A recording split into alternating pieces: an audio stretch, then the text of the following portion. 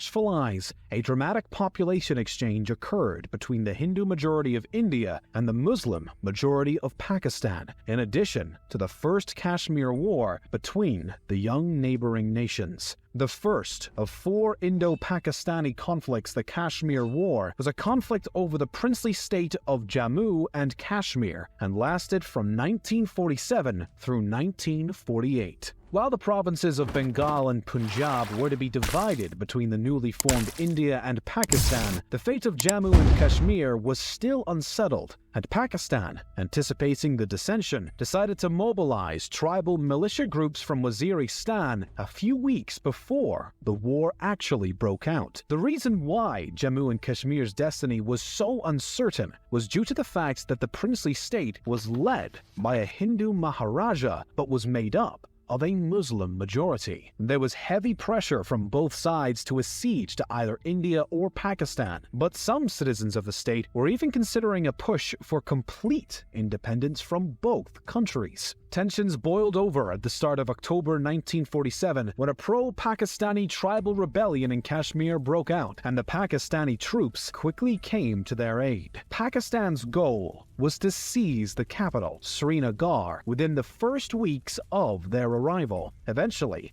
the Maharaja called on India for military assistance, and India agreed under the condition that Kashmir become part of India. The state's prime minister and Maharaja both accepted, and the instrument of accession was signed on October 26, 1947. Still, Pakistan and their tribal allies were unwilling to give up the fight. Combat continued until December of 1948, and there didn't seem to be an easy solution without major reinforcements and aggressive action from the Indian side. Desperate for a resolution, India approached the United Nations for support, and a ceasefire between India and Pakistan was reached with the UN's help on January 1st, 1949. The same year, other princely states, such as Manipur and Tripura, also acceded to India, and the nation's constitution was close to being established. In November of 1949, Dr. B.R. Ambedkar and his committee drafted the official Constitution of India, which would come into effect and turn the country into an independent democratic republic on January 26, 1950, and Dr. Rajendra Prasad would become the first president of the republic. The first democratic elections were held in India in 1951 through 1952 over a 4-month span and brought a turnout of over 60%, re-electing both Prime Minister Jawaharlal Nehru and President Rajendra Prasad for second terms. During Nehru's second term, many reforms and legislative changes were made, and a Soviet-inspired 5-year plan was composed for the economy. Rights for women in Hindu societies were increased, caste discrimination was condemned with new legislation, and school education was encouraged. Nehru also appointed the States Reorganization Commission, which led to the passage of the States Reorganization Act in 1956. Many state borders were rearranged to create a better separation of linguistic and ethnic majorities as part of this decision. Many other milestones were reached during this time as well, including the launching of an atomic energy program in 1954, India's first computer being installed in 1955. Foreign policy under Nehru involved the co-founding of the Non-Aligned Movement, maintaining friendly relations with both the US and the Soviet Union. Despite this more neutral stance, though, India decided in 1961 to invade and annex Portugal's colony of Goa after repeated unsuccessful petitions for a peaceful transfer. The following year, the Sino-Indian War between China and India briefly broke out due to a dispute over the Himalayan border, but a ceasefire was unilaterally declared by China only a month after the conflict began. There was a short span of peace, during which Prime Minister Nehru passed away on May 27, 1964, and was succeeded by Lal Bahadur Shastri. In 1965, India was again into war with Pakistan over the state of Kashmir. No notable changes were made by the warfare, and a ceasefire was eventually pushed on both sides by foreign powers who feared escalation. The Tashkent Agreement was signed by India and Pakistan on January 10, 1966, and had been mediated by the Soviet Union. Mysteriously, Prime Minister Shastri died the night after the agreement was signed. Either way, the Prime Minister's untimely death resulted in Indira Gandhi, the daughter of Nehru, taking Shastri's place. In the next year's election, the Indian National Congress Party won fewer seats than they had in the past, likely due to the growing unemployment, economic stagnation, and rising prices brought about by the party's leadership so far. The Prime Minister's political advisor came to the aid of her reputation, however, and advised a shift towards more socialist policies, including the slashing of the Privy Purse Agreement, which gave payments to ruling families of the former princely states as part of their original deal to accede to India back in 1947. Prime Minister Gandhi's other decisions, including major attacks on the Congress Party's hierarchy and the subject of nationalizing the nation's bank, earned her increased popularity amongst the masses.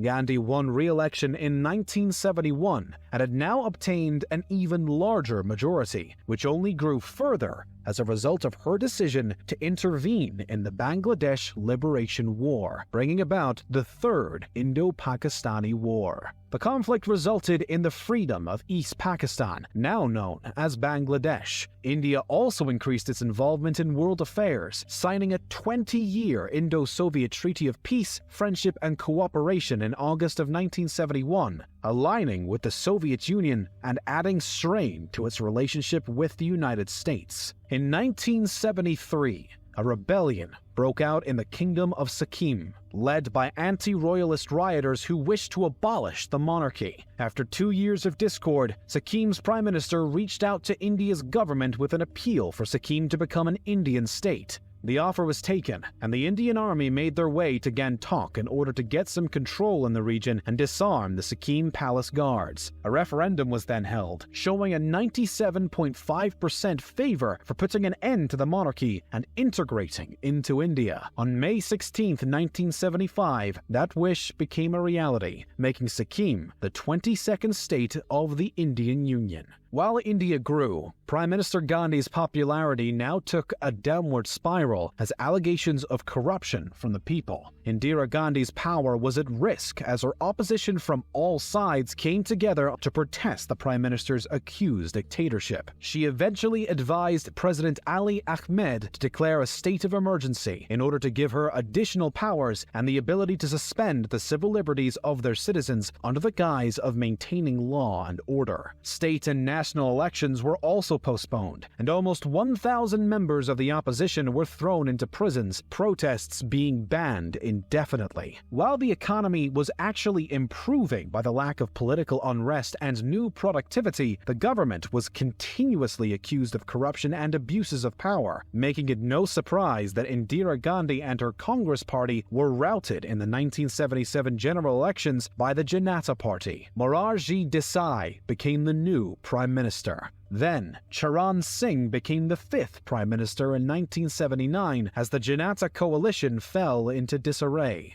Singh's interim government was replaced in January of 1980 by Indira Gandhi and her Congress Party once again, although after a rise in tensions and violence in the Sikh community of India following Operation Blue Star and the raid of the Golden Temple, which was being used by rebellious Khalistan militants as a hideout, Indira Gandhi was assassinated by her own Sikh bodyguards in 1984. Anti-Sikh riots erupted in Delhi, and thousands of Sikhs perished as a result. Members of Congress were accused of inciting the violence, but the party was fairly unfazed and moved on to choose Rajiv Gandhi, Indira's eldest son, as her replacement. Under Rajiv's administration, Parliament was dissolved in 1989, the Congress Party gained a 415 to 545 majority, and many reforms took place, as well as improved relations with the United States. Prime Minister Rajiv had a mostly flawless reputation, known by the press as Mr. Clean, until a scandal was unearthed, revealing that a weapons contract between India and Sweden provided kickbacks from the Swedish arms dealer for multiple politicians on both sides, including Rajiv Gandhi himself. The Congress Party's popularity plummeted once again, and Singh became the next prime minister after the 1989 elections. More governmental unrest followed, until Narasimha Rao took power in 1991 and made sweeping economic and political reforms. While the Bombay riots and other Hindu-Muslim conflicts exploded across India, new corruption stripped most support from Rao's administration and party, and they were humiliated at the next election by the Bharatiya Janata Party. Under this party's new leadership, relations with the U.S. greatly improved, and the American President Bill Clinton made a visit to India to promote the relationship even further. Attempts were also made to create more friendly ties with Pakistan, but a failed summit in 2001 brought about no real change. Today, India is still a developing nation with almost 1.4 billion people and so many ethnicities. While the history of India is rich and vast, the independent nation is still growing into a truly strong and developed country of its own.